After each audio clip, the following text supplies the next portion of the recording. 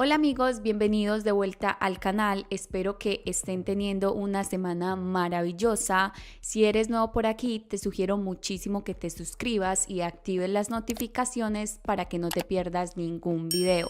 Además, les tengo una playlist con una maratón de casos, así que también se pueden poner al día con los más de 50 casos misteriosos que hay en el canal. Los invito también a seguirme en mis redes sociales que aparecerán en este momento en pantalla. Dale me gusta y comenta este video, ya que eso me ayuda a llegar a más personas. Sin nada más que decir, en este momento comenzaré con el caso de hoy.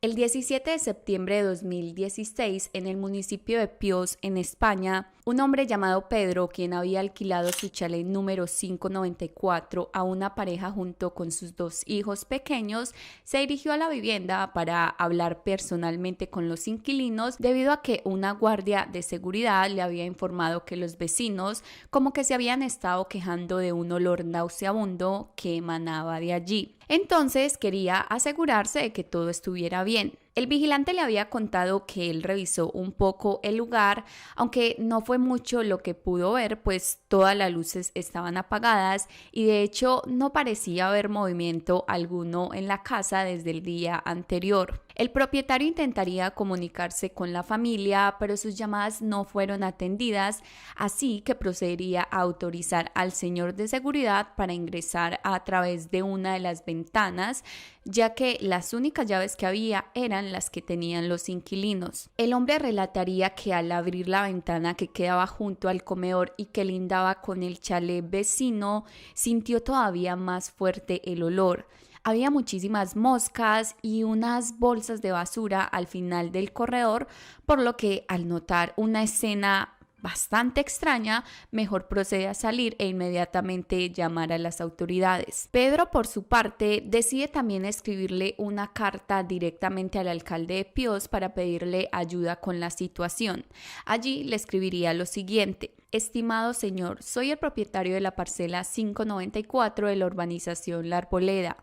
En julio le alquilé la casa a Marcos, pero hace un mes que este se fue con las llaves y ahora ha apagado su móvil, por lo que me es imposible comunicarme con él. Sale de la casa un mal olor que se agrava con el tiempo y huele cada día más. Pido que vaya la Guardia Civil a casa, no vaya a ser que, Dios no lo quiera, haya alguien muerto. No se sabe el motivo por el cual el dueño del chalet decidió escribirla, pero podríamos suponer que necesitaba la autorización para entrar en propiedad privada al tener ya inquilinos. Otra razón sería para tal vez curarse en salud con lo que ya se imaginaba que había dentro de su vivienda y que no fuera a ser que lo culparan a él. La solicitud sería atendida y a las 10:40 de la noche una patrulla de la policía llegaría al sitio para revisar lo que contenían aquellas bolsas. En concreto eran 6 bolsas de plástico color verde selladas con cinta americana y rodeadas por un líquido verde que los investigadores consideraron que era un producto de limpieza que usaron como para tratar de ocultar el olor que provenía de ellas el mayor tiempo posible. Dentro de estas se hallaría una de las escenas más perturbadoras. Acababan de encontrar a la familia completa. Según los forenses, el crimen tenía muchas características de una masacre por encargo, ya que la premeditación, la meticulosidad para cometer los asesinatos de modo que nadie se percatase porque ningún vecino escuchó nada, la limpieza de los cortes, pues todos habían sido aparentemente ultimados con arma blanca, el estado impecable de la vivienda a pesar de la tortura a la que seguramente las víctimas fueron puestas, eran para las autoridades características propias de las bandas de sicarios. Sin embargo, recién se empezaba a abrir esta extensa investigación. Las víctimas eran Marcos Campos Nogueira, de 39 años, Yanaína Américo, de 40, y sus dos hijos, María Carolina, de 3, y David, de tan solo 1 añito y medio. La pareja era de origen brasileño, mientras que sus hijos habían nacido en España. Marcos era una persona que siempre que podía trataba de ayudar a los demás. Algunos de sus amigos recuerdan que cuando ellos estuvieron pasando por una mala situación o un mal momento en sus vidas, él fue el único que les ofreció su casa para quedarse ahí mientras esa mala situación pasaba. Sobre Yanaína se pronunciaría una de sus primas para hablar sobre lo excelente persona y madre que era. No era una persona de muchas amigas y tampoco le gustaba salir mucho, pues prefería quedarse en casa compartiendo tiempo con sus hijos y cuidándolos, mientras que su esposo trabajaba. La pareja era en general muy dedicada a la familia, vivían por y para ellos. Una de las primeras hipótesis respecto a las muertes apuntaban a que el padre habría fallecido debido a la cantidad de sangre que perdió por el gran número de cortes con cuchillo que se encontraron en su cuerpo. Esto indicaría que el responsable del hecho se habría ensañado especialmente con él. Por alguna razón había ansias por hacerlo sufrir más que a las demás víctimas, pues la autopsia además reveló que fue también torturado, pues los cortes que tenían no eran ni demasiado leves ni demasiado profundos, lo que denotaba quizás una intención de producirle una muerte lenta. Dada la naturaleza increíblemente violenta con la que la familia fue asesinada, la policía llegó a pensar que se trataba de un ajuste de cuentas, pues se supo que ellos tenían dificultades económicas e incluso era el hermano de Marcos quien en ocasiones les ayudaba un poco. Quizá la víctima, al verse alcanzado con las responsabilidades financieras del hogar y al ser en el momento el único proveedor, podría haber optado por trabajar en algún tipo de negocio ilícito como la venta de sustancias, que al ser un ambiente de por sí riesgoso traía ciertas consecuencias y ahora él y su familia estaban pagando el precio. La familia Campos Nogueira en un principio dijo no creer la versión que los medios de comunicación españoles daban de que su ser querido estaba envuelto en cosas ilegales, pues argumentaron que ellos eran una pareja que vivían bien en Brasil y siempre se habían ganado todo de forma honesta y trabajadora. No obstante, con la angustia de ver de que pasaban los días y no se tenían respuestas, empezaron a contemplar esta posibilidad o realmente cualquier otra que les diera una explicación sobre lo que había ocurrido. Sin embargo, los detalles de su muerte eran los que no cuadraban con esta teoría, pues en la experiencia de las autoridades en el crimen organizado no se asesina con tal ensañamiento, sino que en la mayoría de casos solo envían sicarios a que de manera rápida cumplan con el objetivo sin siquiera percatarse en esconder los cuerpos o mucho menos en limpiar el lugar. Lo segundo que no encajaba era el hecho que le hubieran quitado la vida a los niños, pues ellos usualmente son preservados, no se les toca por ningún motivo, o por lo menos así había sido la experiencia en España, aunque pensaron que por ellos ser de Brasil el crimen era diferente del país donde provenían y que incluso se pensó que ellos podían haber sido mandados a asesinar desde allá. Sin embargo, después se pudo confirmar a través de un experto de seguridad brasileño que ese tipo de situaciones tampoco eran usuales que sucedieran allá, diciendo que en esos casos los sicarios solo hacen un servicio donde llegan, disparan y se van. Con aquella información, la investigación tomaría un rumbo diferente, ya analizándose como un delito por odio o venganza, además de que la puerta de la vivienda no estaba forzada, así que sin duda el asesino había entrado con autorización de los inquilinos. Los detectives se comunicarían con los familiares de las víctimas para tratar de entender aún más su círculo social y familiar y desde ahí crear un hilo investigativo. La realidad es que no fue muy difícil encontrar un primer sospechoso cuando hablaron con la familia de Yanaína, quienes les daría muchísima luz en el caso. Cuando pasó el primer mes sin tener noticias sobre Marcos y Yanaína o sin que llamaran o se reportaran, la familia no se preocupó tanto debido a que ellos se habían mudado hace relativamente poco tiempo para otra casa, así que supusieron que no tenían internet o que quizás estaban bastante ocupados organizando todo en el nuevo hogar y que por eso no habían podido comunicarse. Lamentablemente la realidad es que para ese momento ya llevaban varios días muertos. Sin embargo, desde un principio estas personas tenían como el presentimiento y la sospecha plantada en un sobrino de Marcos, pero hasta ese momento nadie de la familia de él lo había mencionado. El joven de 20 años llevaba viviendo con la pareja desde hacía aproximadamente 4 meses y parece ser que la convivencia no era muy buena, tanto así que ellos incluso llegaron a pensar en denunciarlo por sus actitudes violentas, aunque se echaron para atrás al no tener pruebas para demostrar lo que decían ante la Guardia Civil y con temor de que si no les creían, el chico tomaría represalias contra ellos. Patrick Nogueira Gouveia había nacido en noviembre de 1996 en Altamira, Pará, ciudad amazónica de Brasil. Era hijo de François de Melo Gouveia y Soraya Campos Nogueira. Algunos medios dicen que ambos eran médicos y otras que solo el padre lo era y que ella se desempeñaba como profesora de inglés. En todo caso, debido a que ambos eran profesionales, la familia había tenido la posibilidad de vivir muy bien, pues tenían un buen salario, además de que ellos eran dueños de una clínica de radiología en su ciudad. De hecho, era una pareja de renombre en el lugar debido a su estatus económico y su estilo de vida. Tenían un total de 3 hijos, 2 eran sus hijas que residían fuera del país y se desempeñaban como doctoras y el otro era Patrick, que era el menor de todos. La infancia de este chico fue bastante normal, era muy querido en casa y también por el resto de familiares, ya que siempre fue un niño tranquilo y amoroso. Siempre escuchaba a sus padres e incluso llegó a ser monaguillo o acólito en la iglesia donde asistían. No obstante, el comportamiento servicial y apacible de Patrick fue cambiando con el paso de los años, esto empezando aparentemente con el acoso o bullying que viviría en su etapa escolar.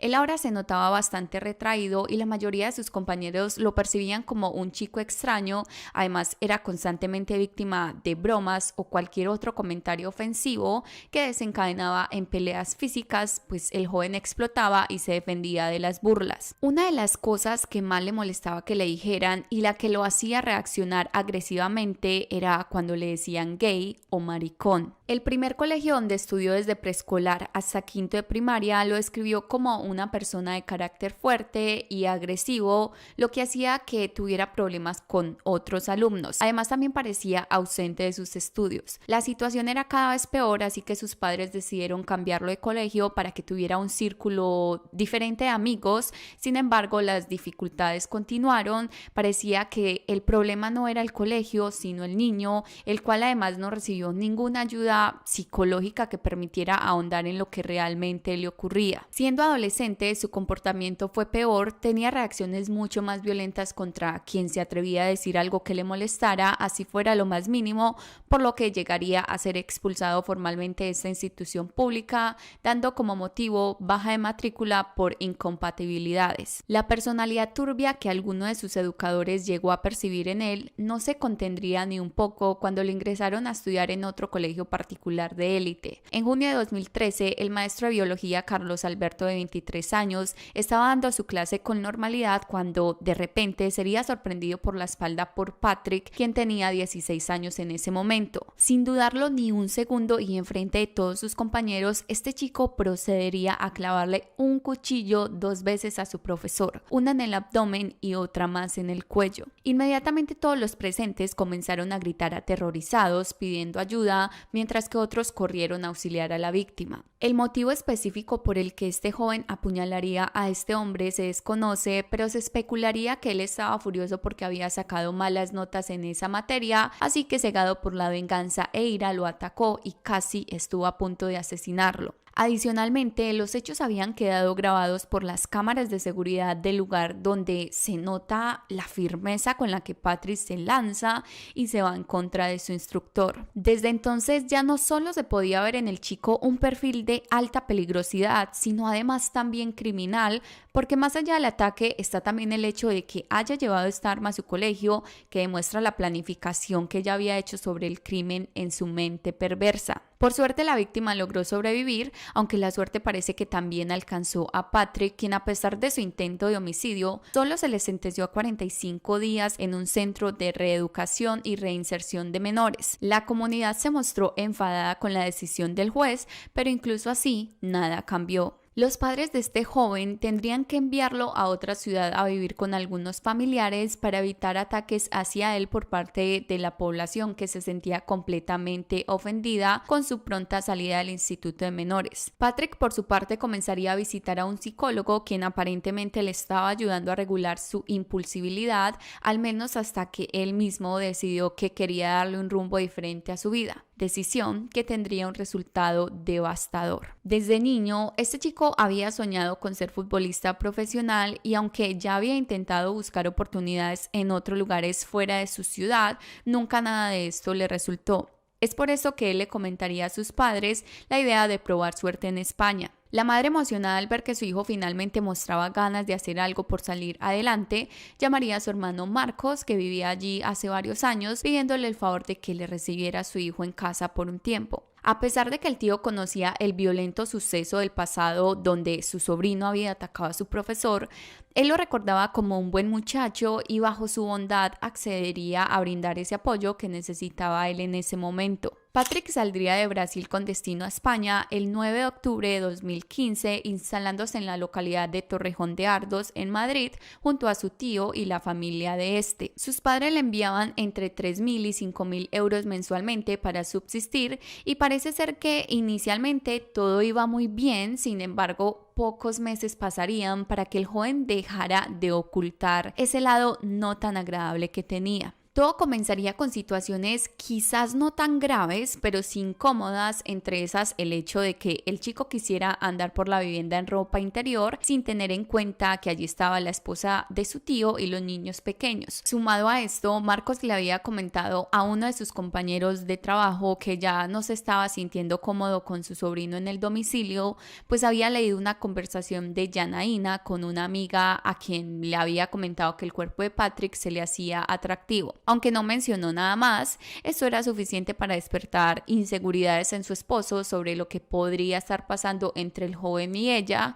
Sin embargo, ellos ya habían hablado y la mujer le aseguró que no pasaba nada y que fue un simple comentario sin importancia. Marcos decidiría pedirle a Patrick que empezara a usar ropa mientras estaba en la casa, pero él ignoró por completo su pedido y continuó haciendo lo que le placía. La personalidad impulsiva y conflictiva del joven se desataba cada día con más facilidad. En una ocasión en junio de 2016, Janaína habría sentido mucho temor del sobrino de su esposo cuando su niña, como a veces suele pasar a su edad, lloraba y hacía una pataleta. Sería en ese momento cuando brincó del susto al escuchar el grito iracundo de Patrick, quien le decía que tirara a la niña a la basura o la dejara afuera para que se congelara, ya que no podía aguantar más sus llantos. La mujer, completamente desconcertada, se acercó rápidamente a sus hijos e intentó calmarlos, aterrorizada de que él se atreviera a tocarlos en medio de su enojo.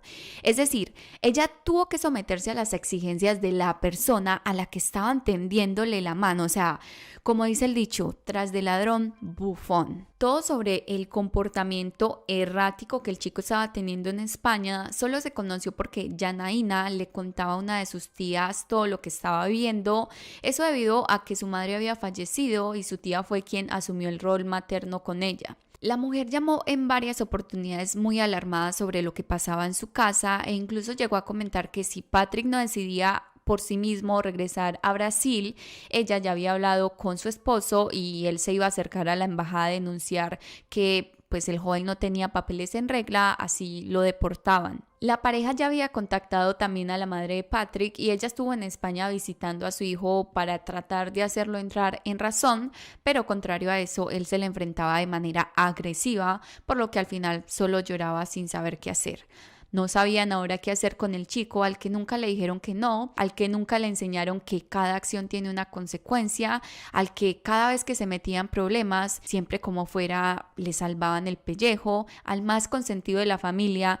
Ahora finalmente se daban cuenta de que era quizás demasiado tarde para hacer algo, pues él ya estaba totalmente fuera de control. Nadie puede asegurar a ciencia cierta hasta dónde llegaron los inconvenientes en el hogar con el nuevo integrante, pero se sabe que tenían que ser pésimos para que la pareja decidiera mudarse de vivienda sin antes consultárselo a él. Aunque otros familiares dicen que en realidad sí le comentaron, pero que fue él mismo el que decidió quedarse más tiempo allí. Sin embargo, la mayoría de personas que conocieron a las víctimas están de acuerdo en que parecía más bien que ellos estaban intentando librarse de él y por eso se habían marchado sin explicarle o informarle la ubicación de la nueva vivienda. Esto último tendría más sentido con lo que escucharán más adelante en el relato, donde Patrick dijo que su tío no le avisó a dónde iría y que simplemente lo había dejado solo. Eso parecía ser lo que había rebosado la copa de un joven caprichoso, manipulador y violento. La tía de Janina fue de las pocas personas que se comunicaría con ellos antes de los hechos, y al preguntarle a su sobrina por el chico,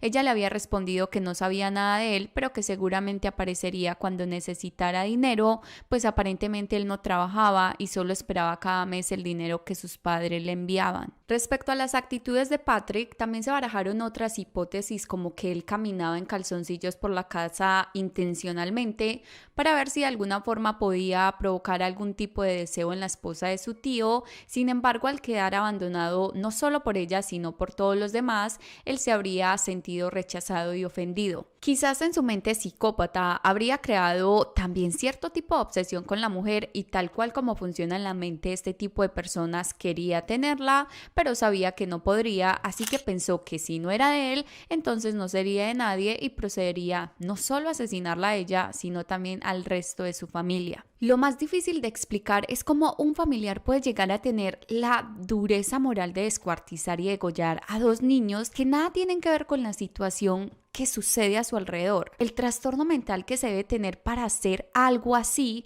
no tiene precedentes. El domingo 25 de septiembre de 2016, una semana después de que se hiciera el hallazgo de los cuerpos de la familia, Patrick repentinamente viajaría de regreso a su país de origen, a pesar de que este viaje estaba programado originalmente para el 16 de noviembre. Él le argumentaría a su madre que en realidad sentía miedo con todo lo sucedido y que prefería volver a Brasil, a pesar de que obvio, esto podría ser una reacción normal de temor. Esto haría despertar aún más sospechas entre los familiares de Janaína. Para la familia de Marcos era quizás un tanto extraño también porque, todos sabían que el joven quería sí o sí estar en España, pero decidieron creer las explicaciones del sobrino a quien tanto habían querido y apoyado, así que solo se limitaron a estar pendientes en cómo se desarrollaba la investigación. La actitud del joven al llegar fue distante y muy callado, casi que tan pronto como entró a su casa se encerró en su habitación por 4 días seguidos. Para la familia esta era una postura completamente normal después de haber experimentado una situación tan traumática. En las pocas ocasiones que Patrick hablaba, solo decía que su tío solía llegar siempre muy tarde del trabajo, manifestando que quién sabe dónde o con quién se quedaba, pero que más allá de eso no podía brindar mucha información que ayudara a resolver el crimen, a pesar de haber estado viviendo con las víctimas los últimos 4 meses. Los padres del joven se enterarían que la Guardia Civil en España tenía como principal sospechoso a su hijo, así que desconcertados, o probablemente no tanto porque bien sabían que su hijo era violento, cerrarían la clínica y se irían a otra ciudad buscando refugio en la casa de otros familiares. Poco después, los medios de comunicación se inundarían con la noticia de que uno de los peores crímenes había ocurrido en el país europeo y el posible responsable era un joven brasileño de tan solo 20 años. Los parientes más cercanos al joven cerrarían sus redes sociales para evitar que los medios y otras personas los contactaran para hablar sobre el tema, además de que casi toda la gente de la zona tenía miedo de hablar sobre el hecho, o si lo hacían era como que de forma anónima, ya que al parecer los padres del sospechoso eran bastante influyentes, conocían mucha gente y nadie quería arriesgarse a hablar mal de ellos por temor a represalias. Al ver que el problema se agrandaba cada día más, los padres de Patrick se presentarían junto a él ante la policía para declarar e incluso dejar voluntariamente muestras de ADN para que fuera comparado con el de la escena del crimen, en la cual se encontró una huella dactilar en una cinta adhesiva con las que cerraron como que las bolsas. Se hallaría también otra en la puerta de la nevera que coincidía con la anterior. También se encontró un cabello y algunas gotas de sudor esparcidas por la vivienda. Al parecer, este fluido sería el que el asesino dejaría después de hacer el pesado trabajo que tuvo que hacer para limpiar el chalet. Sería así como, gracias a la muestra de ADN que este chico accedió a entregar, las autoridades pudieron identificar que este concordaba con el encontrado en la escena del delito, además de que existían otras pruebas físicas que lo comprometían. El 22 de septiembre se ordenaría la captura de Patrick Nogueira como el único responsable de la masacre ocurrida en Pios, aunque para este punto el reto sería averiguar su paradero, ya que después de brindar su declaración había desaparecido por completo. La reconstrucción de los hechos se lograría gracias a la revisión que se hizo del iPhone del ahora confirmado asesino, que lo ubicaba vía satélite en el chalet en Piaos el día y la hora de los hechos. Según la información recolectada, el martes 16 de agosto, alrededor de las 4 de la tarde, tocarían la puerta del chalet 594. Janaína es quien sale a atender e inmediatamente ve al sobrino de su esposo, quien traía 2 pizzas en sus manos. Ella dudaría por un momento en dejarlo pasar, ya que su esposo no se encontraba en el lugar y además sabía que llegaría tarde. Sin embargo, él, al notar eso, intenta persuadirla diciéndole que le diera la oportunidad de hacer las cosas bien e intentar arreglar todo el daño que había hecho, y que por esa razón traía algo de comida para compartir. Pensando en el bonito gesto del chico, ella le permitiría entrar. Una vez adentro, Patrick, Janaína y sus 2 hijos estuvieron comiendo pizza y conversando. Al final, ella se levantó, recogió los platos y se dirigió a la cocina para proceder a lavarlos. No obstante, sería sorprendida por la espalda, siendo agarrada por el joven de manera violenta y sin que siquiera alcanzara a mediar palabra alguna, le cortaron su cuello.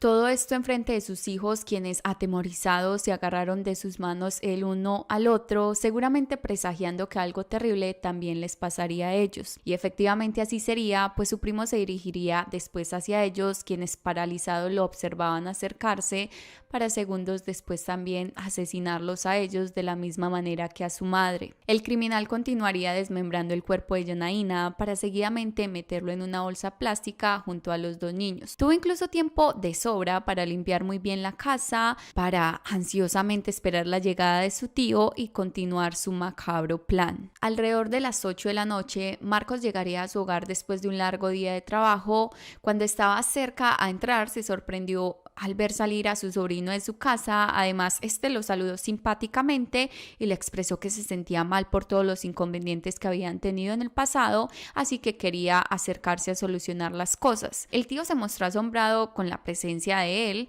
Poco después como que bajó la guardia y entró tranquilamente al chalet. Seguidamente entraría Patrick, quien de la misma forma que lo hizo con Janina, lo atacaría por la espalda hasta quitarle la vida. Tras terminar de ocultar el cuerpo de su tío, tal cual lo había hecho con el resto de la familia, este chico procedería a darse una ducha e irse a una de las habitaciones a dormir. Al día siguiente se marcharía robando ropa limpia de su última víctima, ya que por supuesto la suya estaba completamente ensangrentada. Se llevó la navaja que usó pues para el crimen, las toallas que utilizó para limpiar y las sábanas en las que descansó, para proceder a deshacerse de todo esto en sitios desconocidos. Incluso se llevó el teléfono de Marcos, pues pensó que si alguien empezaba a sospechar, él podría seguir usando este aparato para continuar dando señales de vida. Además de que también estuvo pendiente de todas las noticias hasta el momento en el que finalmente se descubrieron los cuerpos, y de esto se tiene conocimiento ya que en el historial de navegador de su celular estaba escrito crimen de Pios o títulos similares a los que se les había buscado cientos de veces durante la semana después de los hechos. Adicionalmente, de su teléfono también se recuperarían todas las conversaciones que mantuvo a través de WhatsApp,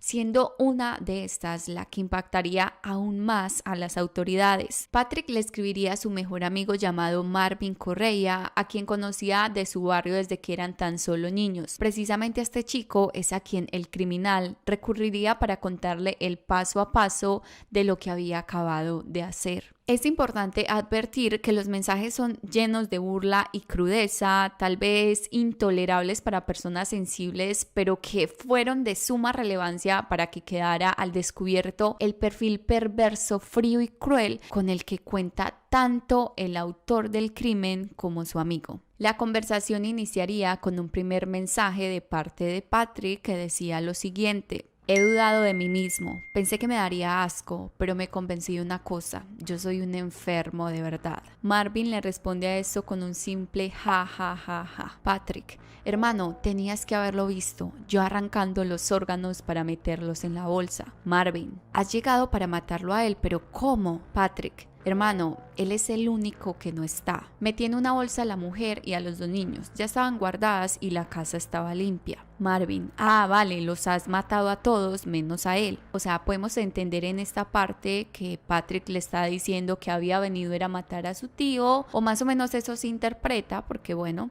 había venido a matar a su tío, pero que como no lo había encontrado, había terminado matando a toda la familia. Y por eso el amigo finalmente le dice, vale, los has matado a todos menos a él. Después de este mensaje, el asesino continuaría relatando sus movimientos. Patrick, me he lavado.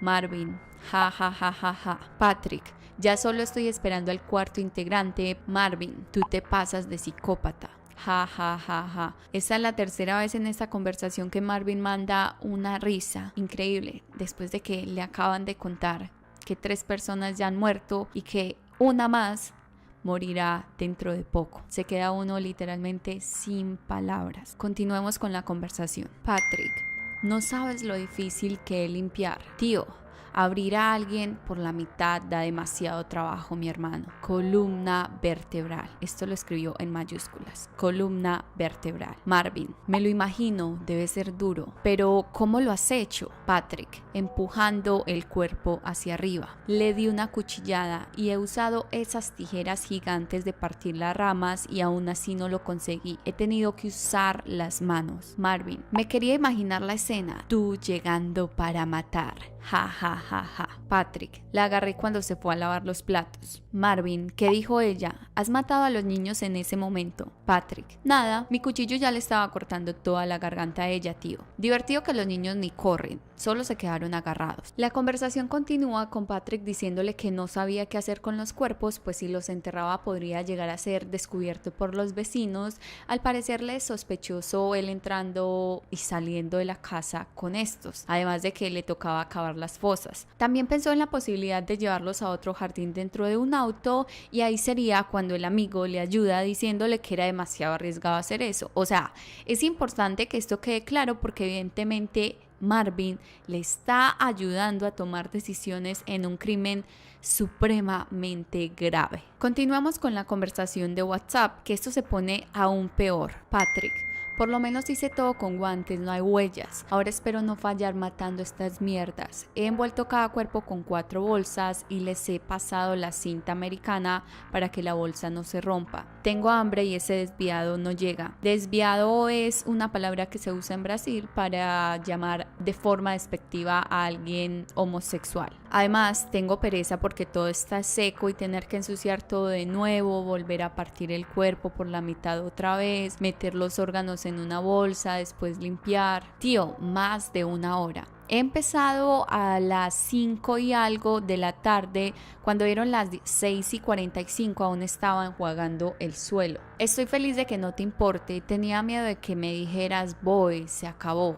Temo perderte, pero no podía dejar de compartir esto que hice contigo. Marvin, aquí manda una risa súper larga de ja ja ja ja y además pone Patrick el asesino. Patrick, ayer cuando preparaba todo no era capaz ni de beber agua de tanta adrenalina. También porque es la primera vez que hago yo alguna cosa violenta sin tener ninguna enfermedad previa. Generalmente antes de hacer estas mierdas tengo visiones, o sea, loco, me entran ganas de gritar. Yo estaba yendo para el gimnasio, entrenando, comiendo un helado y ahora estoy aquí. Marvin, ja ja ja ja. Ten cuidado que con el hambre no te desmaye y no puedas acabar con la víctima.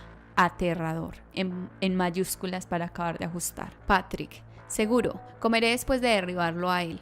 Lo dejo desangrándose aquí y hago un atún con pan, porque me lo merezco después de este día de retardados. No veo la hora de terminar con esta mierda. Poder comer, dormir en mi camita, darme una ducha de aquellas, ordenar la casa, porque además Pilar llega a las 7 de la noche. Marvin, Pilar, Patrick. Pilar es la mujer que está conmigo viviendo en la casa. Se había ido para Tailandia. Marvin, caray, sí que tarda tu tío en llegar, pero espera ahí, no importa.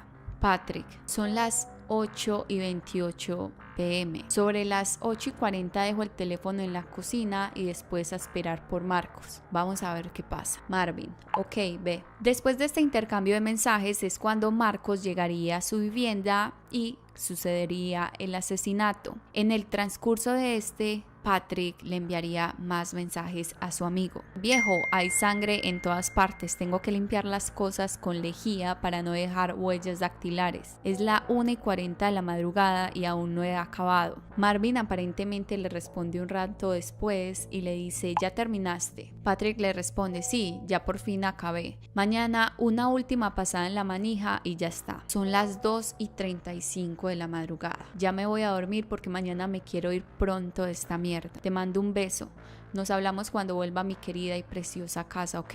Al día siguiente parece ser que Patrick ya se encontraba en el departamento de él, así que como que le manda otro mensaje a su amigo consultándole acerca de una idea que se le acababa de ocurrir. Estoy pensando una cosa: alquilar un coche, agarrar las bolsas y enterrarlas fuera de Madrid. ¿Qué opinas de esto? Marvin: ¿tienes en dónde? ¿No es un poco arriesgado? Patrick: yo creo que es lo mejor a que se encuentran los cuerpos. Marvin: pero volver allí. Patrick: la cosa es que si nadie encuentra los cuerpos es como que no ha pasado nada. Así va a parecer que ellos se fueron para no pagar allí porque ahí cerca de madrugada no hay nadie. Es más fácil y yo creo que es lo mejor. Justo al día siguiente del crimen, Pilar, la compañera de piso de Patrick, en efecto llegaría de su viaje de Tailandia, por lo que él se vio imposibilitado para llevar a cabo su objetivo, ya que él pensaba usar el carro de ella para trasladar los cuerpos, ya que pues él no tenía ninguno. Y además tampoco quería alquilar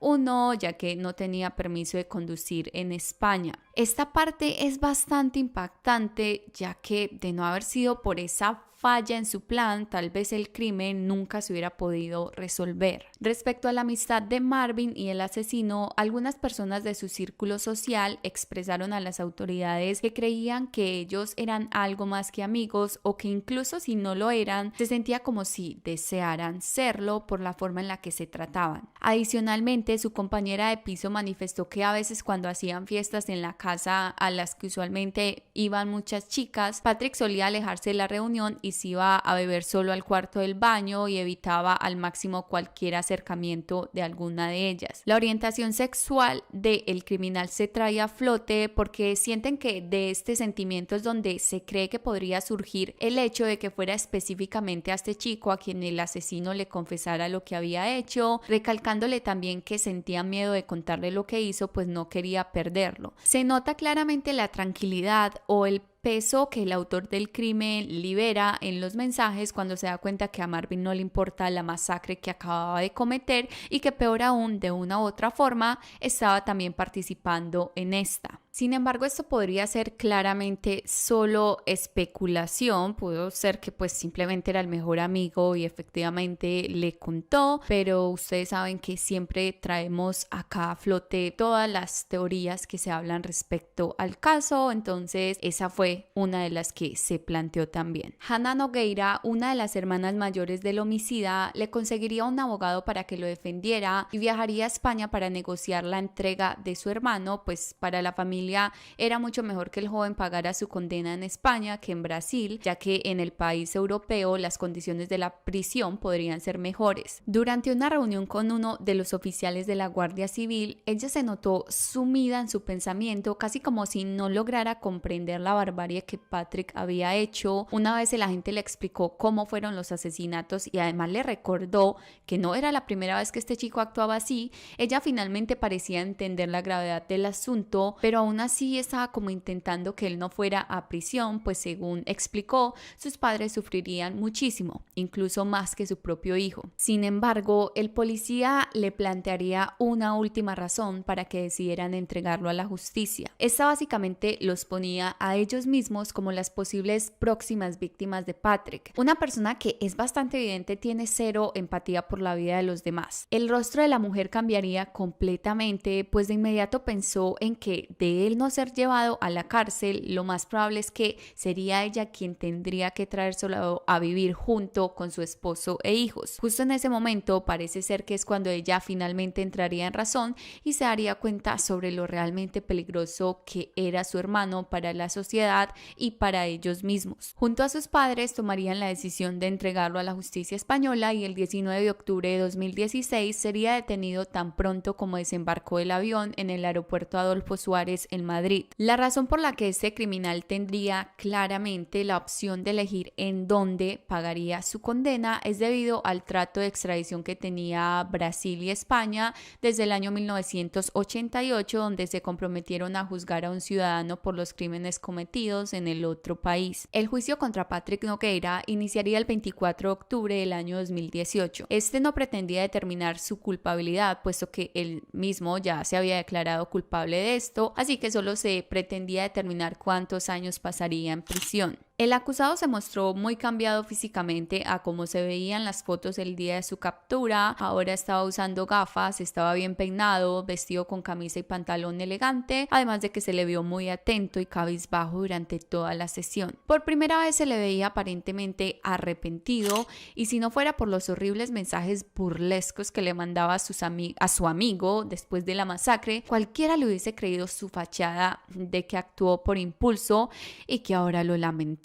Durante el juicio también se ahondó más en el móvil del crimen, donde se explicó que entre el asesino y las víctimas ya se habían presentado varios altercados, pero contrario a lo que se dijo inicialmente, estos no habrían sido por intereses sexuales en Yanaína. Parece ser que el detonante real, y según expresó el mismo autor del crimen, era que sus tíos estaban cansados de que él no ayudara en la casa ni hiciera nada por su vida como trabajar. Ellos lo habrían cuestionado con insultos y comentarios despectivos sobre su sexualidad, diciéndole que era un maricón y que debería ponerse a trabajar para ganarse la vida. También le decían cosas como que se comportara como un hombre, insinuando nuevamente que trabajara o hiciera algo por su futuro. Aquellas palabras habían provocado incendios en la perturbada mente de Patrick, así que cuando le dijeron que ya no querían seguir viviendo con él, el chico declararía que lo único que podía pensar era en matarlos. El abogado defensor del acusado alegaría que su cliente tenía una condición cerebral donde su lóbulo derecho estaba afectado por un daño antiguo, y según un experto en medicina nuclear,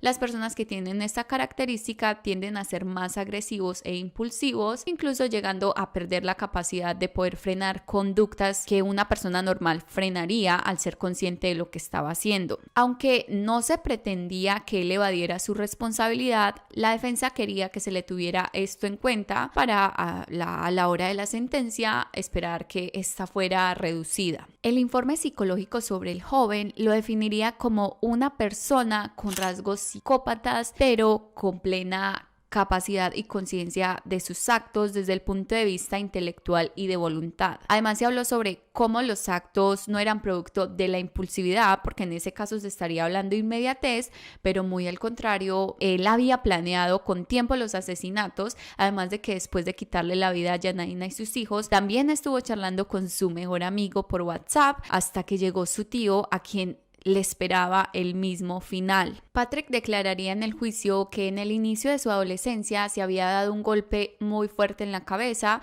sosteniendo el informe de su defensa, por supuesto. Adicionalmente, empezaría a cambiar un poco cómo se dieron los hechos, diciendo que sus familiares adultos sí habían tenido oportunidad de defenderse antes de que él los atacara, aunque no mencionó nada sobre los niños, pero se puede saber cuál fue su destino cuando en un mensaje de texto le escribió a Marvin: qué risa. Los niños ni corren, o sea, da asco este tipo. Respecto a Yanaína, dijo que ella estaba limpiando los platos y él los secaba. Mientras conversaban, él se iría contra ella y parece ser que la primera reacción de la mujer es darle un mordisco en la mano para que la soltara. Justo en ese momento, él le clavaría el arma cortopunzante en el cuello. Esta era una versión contraria a lo que dijo inicialmente, de que le había atacado por la espalda y antes de que ella reaccionara le había cortado el cuello. También hablaría de Marcos, diciendo que ambos estaban hablando en el jardín y en camino hacia el pasillo su tío le vería la navaja e intentaría quitársela. Forcejearon y cayeron al suelo. Rápidamente el chico se habría levantado y empezaría a apuñalar al hombre. Dice que ni siquiera recuerda cuántos cortes le realizó, pues todo había sido muy rápido.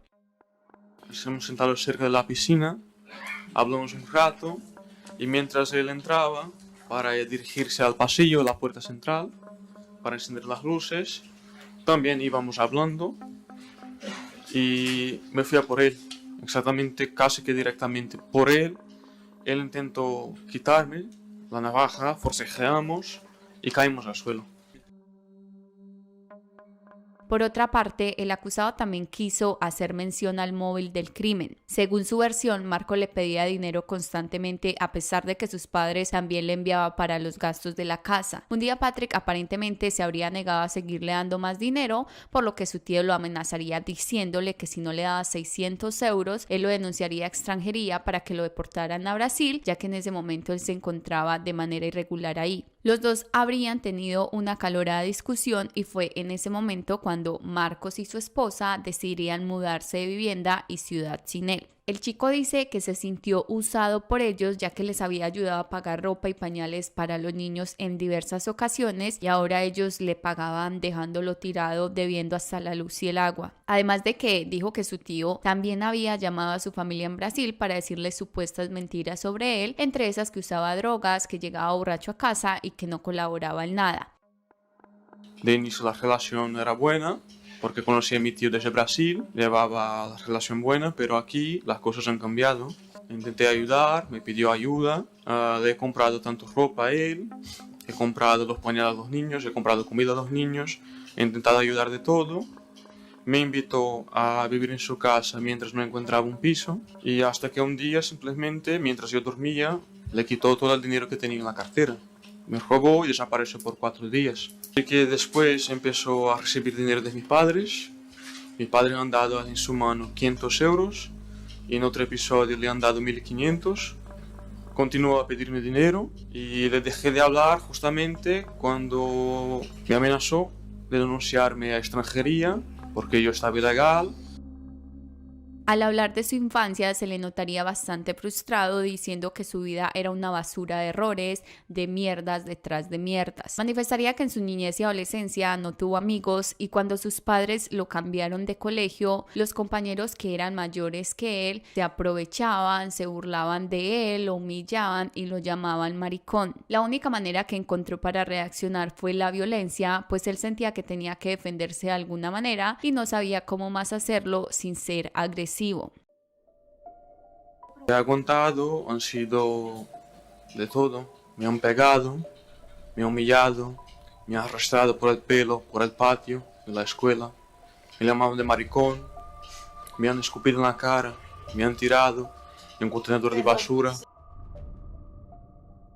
Desde los 10 años había conocido el alcohol y sería en este donde dice haber encontrado refugio. A partir de los 15 argumenta que este hábito le empezó a pasar factura ya que bebía para ir a la escuela, después de las clases, antes de jugar fútbol, prácticamente en todo momento, pues sentía que lo desestresaba. A los 16 comenzaría a enfermarse y vomitaba sangre y a los 18 descubriría que tenía una úlcera. Patrick manifestaría que por el alcohol le ha tocado dormir en la calle y que aunque estuvo en tratamiento siempre volvía a recaer. Añadiría que al momento del crimen fue el periodo en el que más había bebido en toda su vida y que supuestamente con lo que su tío le hacía le daban aún más ganas de beber, ya que ni siquiera podía concentrarse en el fútbol, que era la razón por la que estaba ahí. También dice que el mismo licor lo haría empezar a ver sombras y a escuchar voces. El chico se mostraba aparentemente arrepentido de lo que había hecho y casi hasta creaba simpatía en las personas que lo escuchaban, pero era cuestión de solo recordar que además de 2 adultos, asesinó también a 2 niñitos que nada tenían que ver con los problemas que decía tener y que sumado a esto se regocijó de sus muertes a través de mensajes. Con esto los presentes lo volvían a ver como lo que realmente era, un asesino y de los más malvados y fríos. La fiscalía le recordaría a los jurados que el terrible crimen que este chico había cometido no fue una cuestión de arrebato, sino una actuación fría, calculada y premeditada, teniendo en cuenta que estuvo muy atento a no dejar rastro, limpió los vasos donde había tomado leche, usó guantes para realizar toda la limpieza, quitó los pelos que encontró en la cena, limpió cualquier rastro de ADN que pudo haber dejado y las huellas de todo lo que tocó. El abogado de las víctimas hizo énfasis en que Patrick no estaba loco, sino que era malo y que la maldad definitivamente no era una enfermedad. Entre los muchos testigos en el juicio estuvo también Pedro, el dueño del chalet, quien declararía que el joven se había hecho pasar por Marcos a través de mensajes, ya que él sabía muy bien que su tío tendría que pagar en los próximos días el arriendo y, como era usual, el arrendatario iba hasta la vivienda a recogerlo. Patrick le escribiría a este hombre manifestándole no poderle pagar ese mes, ya que le debía dinero a un prestamista y si no le pagaba podría correr peligro él o su familia. Trató de tranquilizarlo diciéndole que para el próximo mes le pagaría todo sin falta. La forma en la que el texto había sido escrito despertaría cierta suspicacia en Pedro, pues estaba en una forma en la que su inquilino no solía escribir, pues Marcos curiosamente mandaba palabra por palabra, por ejemplo, hola, enviar, cómo, enviar, estás, enviar. En cambio, lo que había recibido era un párrafo completo donde le contaban lo sucedido. Parece un detalle pequeño, pero que al final del día sumaría para que con mayor razón él fuera hasta su propiedad a asegurarse que todo estaba en orden. Otra de las testigos sería Pilar, la compañera de piso del acusado, con quien vivió desde mediados de junio hasta finales de agosto. Ella contaría que tenía una buena relación con Patrick y que solían salir a tomar algo, además de que compartían las tareas de la casa sin problemas. La joven también dijo que el acusado parecía estar obsesionado con su tío, argumentando que siempre hablaba mal de él o lo insultaba, incluso llegando a ser como que comentarios con alguien que acababa de conocer, y era ella usualmente quien intentaba calmarlo cuando se estaba ya como pasando. Pilar dijo que en general ella nunca observó en él ningún comportamiento agresivo, pero que lo notaría un poco raro el 18 de agosto, 2 días después del crimen, cuando al llegar a su casa notó que había muchísimo desorden, los platos estaban sin fregar, botellas de alcohol por las mesas y vómito en el baño, mientras tanto Patrick se encontraba encerrado en su habitación. Ella tenía conocimiento que él había tenido problemas con el alcohol en el pasado, pero aseguró que cuando ellos salían juntos a tomar, nunca consideró que él lo hiciera más de la cuenta. En mayo de 2020, Patrick sería condenado a cadena perpetua y una cuarta sentencia por 25 años más. Esta primera pena es la más grave en España y puede ser revisada cada 25 años. El acusado fue condenado a 3 de estas debido a la hipergravación derivada de la especial vulnerabilidad que representaban los niños. También se le sumó el pagar indemnizaciones por un total de 393.000 euros en favor de los familiares de las víctimas y el propietario del chalet donde cometió los asesinatos. El chico, que ya hoy en día tiene 25 años, se encuentra cumpliendo su condena en una cárcel en Madrid, España. Respecto al mejor amigo del asesino, Marvin Correia, de 18 años para el momento de los hechos, él también sería investigado por las autoridades como presunto cómplice de Patrick a ser pues quien lo incentivó y apoyó en la masacre. De hecho, a este chico se le realizó también un estudio psicológico y se le definió al igual que Patrick con rasgos psicópatas, pero a diferencia de su amigo, él no tuvo la necesidad de experimentar por sí mismo los crímenes. La apariencia de niño bueno y modales suaves con la que se mostraba Marvin en diversas fotos en redes sociales ocultaban en realidad sus oscuros pensamientos, y eso que en las publicaciones aparecía con su hermano menor, quien tenía también 3 añitos, al igual que una de las víctimas. En público se le veía como una persona educada, interesada en la lectura, la sociología y la ecología, aunque a diferencia de otros psicópatas, él expresaba no estar de acuerdo con el maltrato animal, compartiendo constantemente videos donde denunciaba la matanza de animales para usar sus pieles en la industria de la moda. Situación, por supuesto, bastante impactante, especialmente después de tener conocimiento de todos los mensajes que intercambió con Patrick. El joven sería llevado en junio de 2019 a la penitenciaría de su ciudad, donde haría su declaración asegurando no haber dimensionado bien su implicación en el crimen, además de que dijo tener miedo de su amigo. Sin embargo, su afán exhibicionista lo había delatado, pues resulta que el día del asesinato él publicaría un tuit completamente incriminatorio que decía lo siguiente: hoy ocurrió una locura que jamás podré contarle a nadie. Pese a que la conducta del acusado de complicidad fue repugnante, inmoral, fría y malvada, él no pudo ser considerado un criminal porque al parecer no había una ley como tal que se especificara a su caso o acciones. Es decir, Marvin no podía ser condenado por sus conversaciones en WhatsApp con Patrick, por más crueles que hayan sido, porque en sí estas no corresponden a un delito y tampoco se puede determinar que él hubiese tenido conocimiento de lo ocurrido antes de que sucediera, pues si ese fuera el caso, ahí sí se le podría imputar por no haber denunciado. Adicionalmente, parece que no se logró determinar si el hecho de que este chico respondiera a los mensajes, o sea, como que esto hubiese ayudado o no a llevar a cabo los asesinatos. Es por esa razón que el joven sería liberado sin ningún tipo de cargo por las autoridades brasileñas, lo cual me parece muy raro ahí porque, o sea, la primera que diría yo es que efectivamente Marvin tenía conocimiento de los hechos antes de que sucedieran, porque Patrick le había manifestado que estaba esperando a Marcos y Marvin sabía qué le iba a pasar a Marcos cuando llegara, y efectivamente así fue. O sea que me parece que él sí tenía conocimiento de eso. No sé si fue que de pronto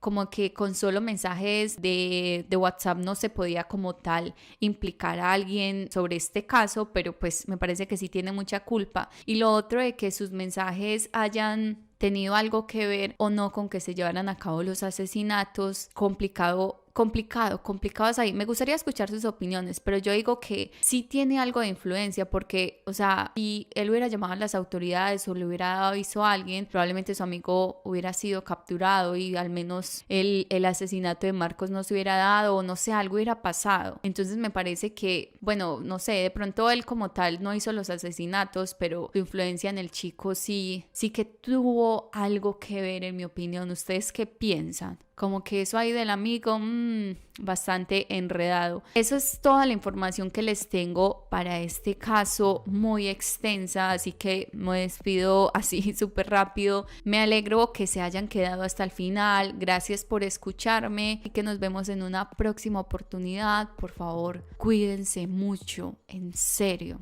Chao.